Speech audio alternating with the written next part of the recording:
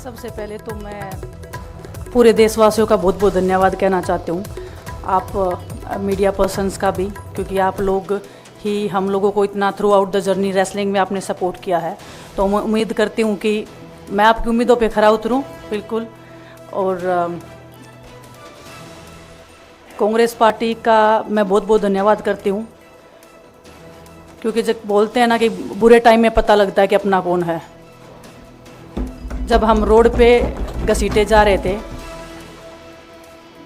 तो छोड़ के बीजेपी को, देश में जितनी भी पार्टियां हैं वो हमारे साथ में थी, हमारे दर्द को समझ पा रही थी, हमारे आंसुओं को समझ पा रही थी। मैं बहुत प्राउड फील कर रही हूँ कि मैं एक ऐसी पार्टी में, एक ऐसी विचारधारा में हूँ जो महिलाओं के साथ हो रहा अन्याय और उनके साथ बुरे बर्ताव के खिलाफ खड़ी है। वो लड़ाई लड़ने के तैयार है, सड़क से लेकर संसद तक।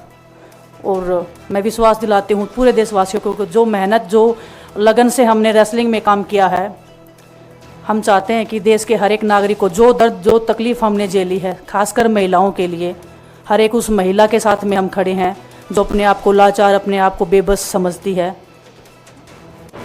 रेसलिंग में मैंने पूरा कोशिश किया कि मैं जितनी भी महिलाओं को, छोटी बच्चियों को इंस्पायर कर सकती हूँ। मैं चाहती तो मैं जंतर मंतर पे रेसलिंग छोड़ सकती थी, और सभी लोग भी मान रहे थे, पूरा देश इस चीज़ को विश्वास कर रहा था, क्योंकि बीजेपी आईटी सेल ने उस चीज़ को साबित करने की कोशिश की थी कि हम चले हुए कारतूस हैं, हम ख़त्म हो गए हैं, हम पॉलिटिक्स कर रहे हैं। उन्होंने बोला मैं नेशनल नहीं खेलना चाहती, मैंने नेशनल चैम्पियनशिप खेला। उन्होंने बोला ये ट्रायल्स दे के नहीं जाना चाहते, मैंने ट्रायल्स भी दिया। उन्होंने बोला कि ओलंपिक्स लेवल तक नहीं जाना चाहते, मैं ओलंपिक्स में गई, मैं फाइनल्स में गई। अनफॉर्चुनेटली परमात्मा को कोई और चीज़ मंजूर होगी। एक चीज़ मुझे पता है कि जब मेहनत आप करते हो तो ज़रूरी नहीं कि आपको उसी दिशा में मिले, कई बार दूसरी चीज़ों में भी आपको वो फल मिल जाता है। और परमात्मा ने मुझे मेरे देश के लोगों की सेवा करने का जो मौका दिया है, वो मैं मानती हूँ कि उससे बड़ा पुण्य का काम कोई नहीं हो सकता है। मेरे लिए बहुत प्राउड की बात है। एक मैं नई पारी की शुरुआत कर रही हूँ आज से।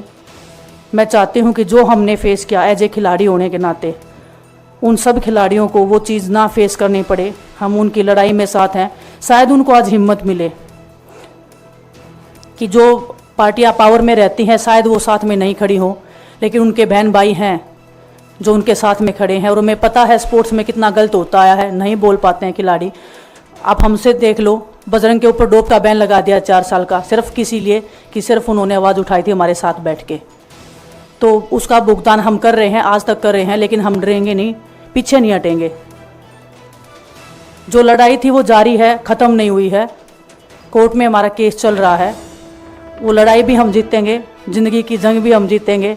खेल में जैसे हमने कभी हार नहीं मानी है, तो हम इस नए प्लेटफॉर्म पे जो आ रहे हैं, देश की सेवा का भाव, और सिर्फ बोलने तक सीमित नहीं रहेगा ये।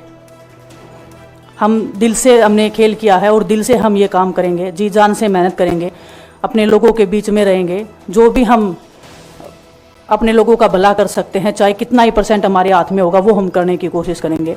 और मैं अपनी बहनों को बताना चाहती हूँ कि आपकी बहन आपके साथ में है। किसी भी मुसीबत में, किसी भी पल, किसी भी क्षण आप ऐसे मत समझना कोई भी आपके साथ में नहीं है। जब कोई नहीं खड़ा होगा तो मैं आपके साथ में ज़रूर खड़ी रहूँगी, कांग्रेस पार्टी आपके साथ में ज़रूर खड़ी रहेगी। ये हमने फील किया था, और मैं वादे से कह सकती हूँ, दावे से कह सकती हूँ कि बिल्कुल आपके साथ भी खड़े रहेंगे। बहुत बहुत धन्यवाद आप सबका। धन्यवाद दिनेश जी। मैं बजरंग पुनिया जी से आग्रह करूँ